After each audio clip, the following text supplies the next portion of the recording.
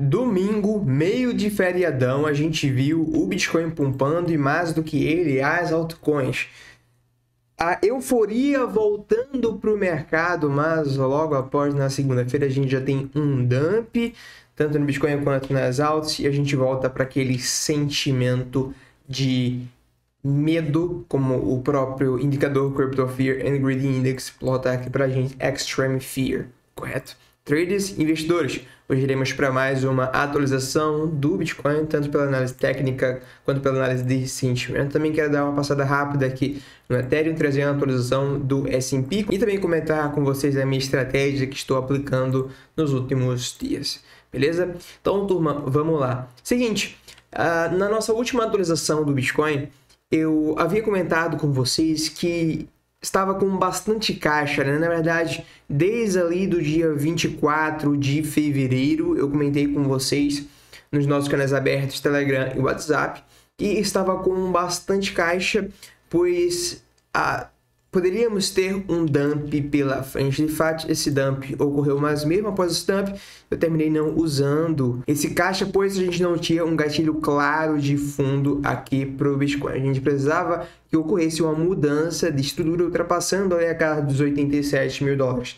Essa mudança de estrutura ocorreu, mas perceba que a gente deixa um volume muito alto lá em cima. Quando a gente olha para a análise de sentimento, tivemos o maior delta comprador e a maior liquidação de um bom tempo, que a gente não vê tanta compra e tanta liquidação aqui no Bitcoin. E a gente volta a cair com um volume muito alto, né? Se a gente olha para o diário, o volume da queda foi superior, inclusive, ao volume da alta. E isso diminui as chances disso aqui ser um pullback. Resumindo, tivemos sim um pivô acima dos 87, o que foi positivo, mas a retração não teve muito característica de retração, uma vez que a gente cai com muito volume. Logo, o capital hoje que tenho em caixa, eu mantenho em caixa, pois a gente precisa entender que, de fato, temos uma incerteza de curto prazo para o Bitcoin, correto? Não só para o Bitcoin, quanto nas altcoins. Então, se o mercado resolver explodir a partir daqui, eu irei com o que tenho posicionado.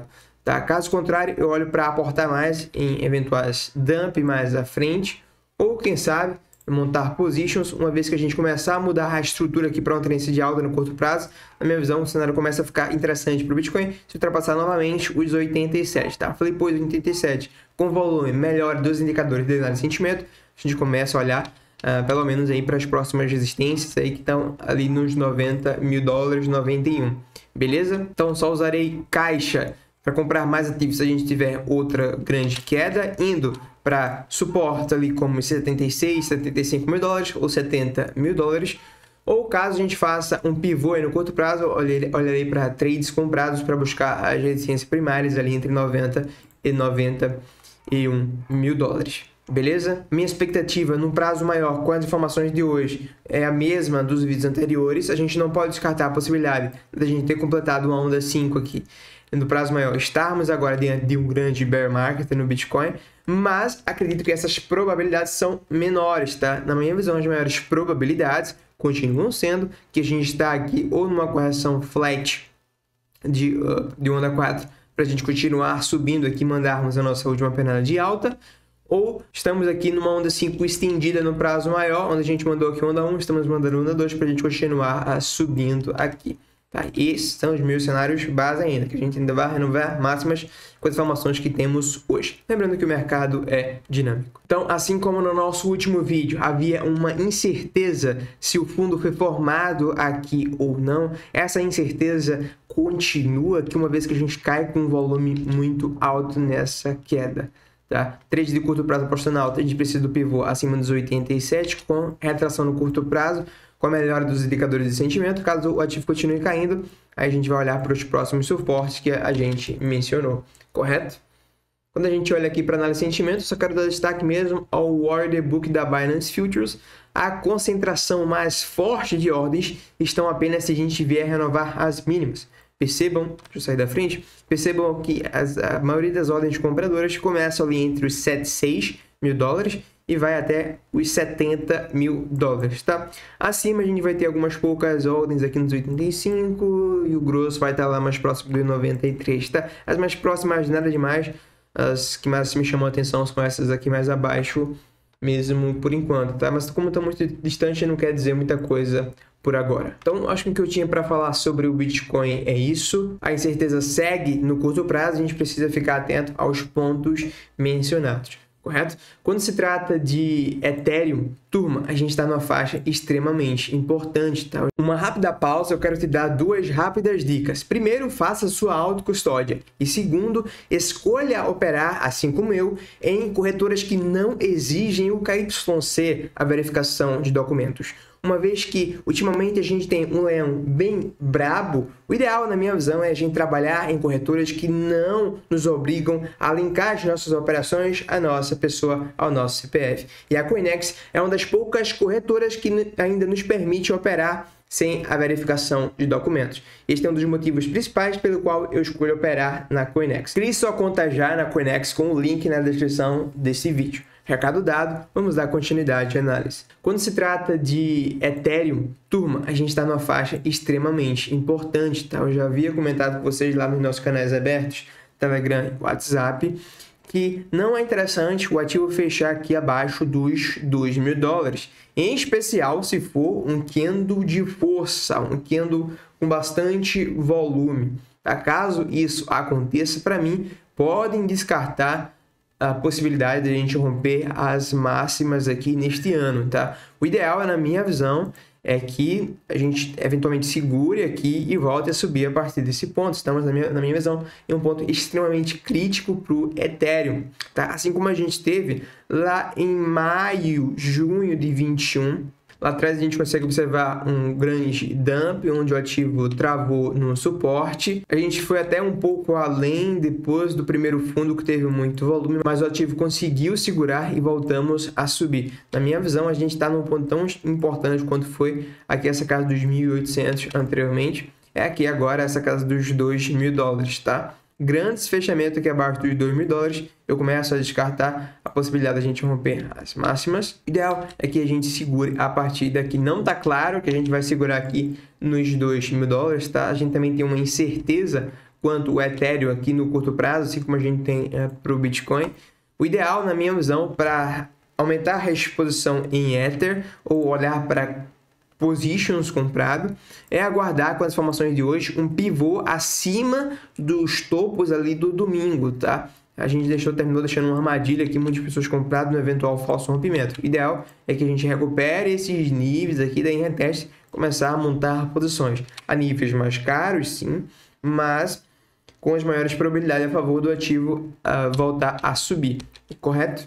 Então, sobre o Ethereum é isso. Para finalizar, vamos dar uma olhada aqui no S&P, depois eu quero comentar com vocês mais sobre a minha estratégia, beleza? O S&P, turma, ele perdeu aquele nível que eu havia comentado com vocês nos nossos canais abertos, ali dos 5.900 arredondando, né? Eu havia comentado com vocês que era importante a gente segurar ao redor daquela região, caso contrário, bem, o próximo suporte estava bastante distante. Beleza, pode ser que a gente segure na faixa atual, a gente está no fundo de um range aqui agora, nos 5.800, mas o suporte forte que eu vejo agora se encontra aqui nos 5.740, né? Todo esse range ao redor dos 5.740, faixa que mais teve negociação durante a jornada de alta, faixa de captação de liquidez abaixo desses fundos aqui. Então, não está claro que a gente vai segurar nessa faixa atual, em outras palavras, a gente pode continuar caindo até o próximo suporte e eventualmente terminar puxando o mercado de criptomoedas. Beleza? Repito, não duvido a gente segurar aqui, é fundo de range, faz que a gente tem que encontrar a demanda, mas para mim suporte forte mesmo, só aqui nos 5.740, né? O próximo suporte mais forte que a gente vai ter. Beleza. Agora quando se trata de estratégias de exposição, estratégia de trade, sobre exposição já comentei com vocês, tá? Eu só pretendo aumentar mais minha exposição se a gente tiver a continuação do movimento de queda com gatilhos claros e fundo, seja aqui ao redor do suporte dos 7,5, seja ao redor do suporte dos $70.000. Caso o cenário melhore no curto prazo, eu vou estar olhando mais para position trade ali nos futuros. Não irei gastar mais caixa com a informação atual. E quando se trata de shorts, eventualmente, caso a gente suba aqui com características de pullback, aí eu vou estar olhando para shorts em altcoins que já apresentaram armadilhas e que estão em tendência clara de baixa. Tá? Vou te mostrar um exemplo aqui. Na semana passada, por exemplo, eu compartilhei uma lista de altcoins aqui com a turma que apresentava essas características, né? Armadilhas acima e tendência clara de baixa, né? Para ficar de olho para venda nessa retração. Basicamente o ativo foi lá, retraiu, encontrou a faixa de venda e boom, desabou aqui na baixa. O ideal, na minha visão, uma vez que temos os indicadores marcando aqui extremo medo, Bitcoin sobrevivendo no diário, para procurar shorts, o ideal é procurar altcoins que mostrem para a gente uma grande armadilha acima, pois uma vez que ela já fez a armadilha, dificilmente ela vai estar rompendo esses topos aqui, tá? Diminuindo a probabilidade dela romper o topo para fazer a armadilha da armadilha.